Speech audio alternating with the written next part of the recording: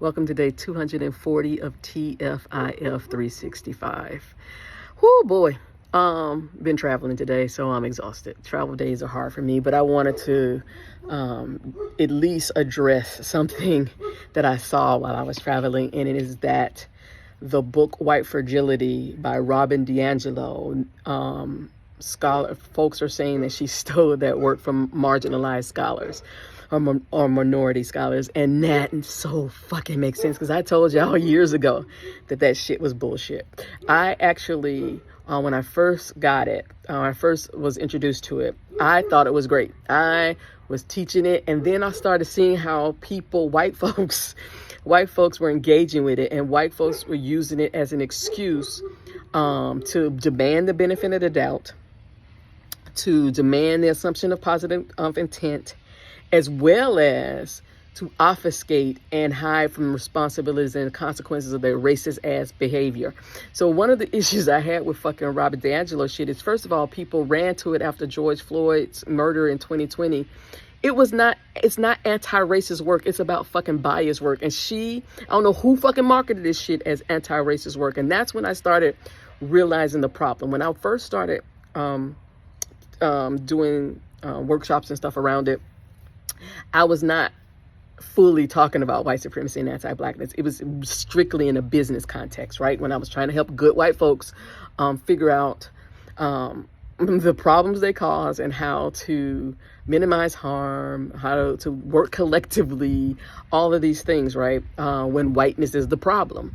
As soon as I started pulling that outside of a sterile academic training stuff, when people started practicing it, it made me want to throw up what I was seeing, because it was the most harmful shit I saw. And I was so pissed when so many people went to a white woman for anti-racist training during, like I said, during the racial awakening, which obviously did not mean shit because it's gone now. Now black people in the U.S. are still targeted and targeted more, because now they're going after anything that is about black history, right?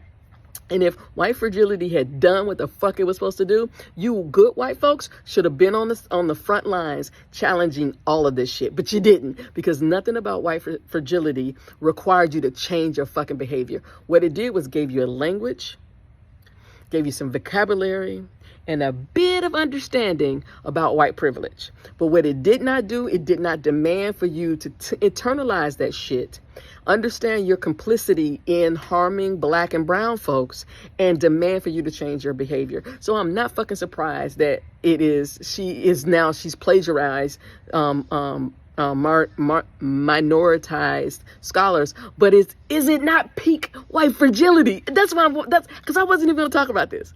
But how can I stop away from someone writing a book about white fragility? Actually, what the fuck? What the fuck?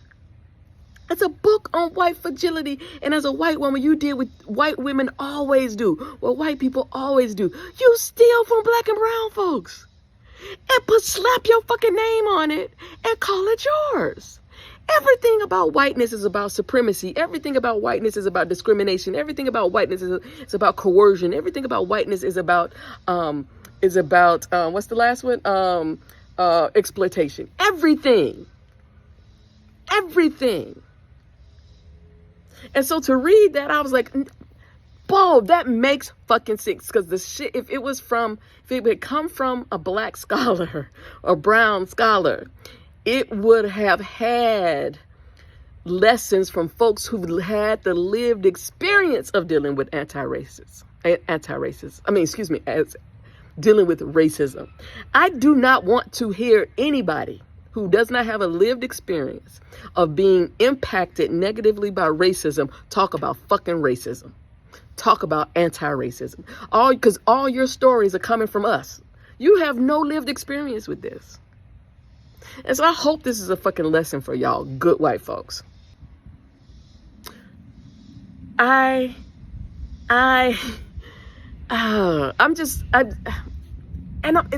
thing is, I'm not even surprised. I'm pissed because she made a shitload of money off black people, off a black man's death. She made a shitload of money, and y'all allowed that shit to happen. So, until tomorrow, peace. Become a sustaining sponsor at kimcreighton.com/support-the-work and help make this work happen.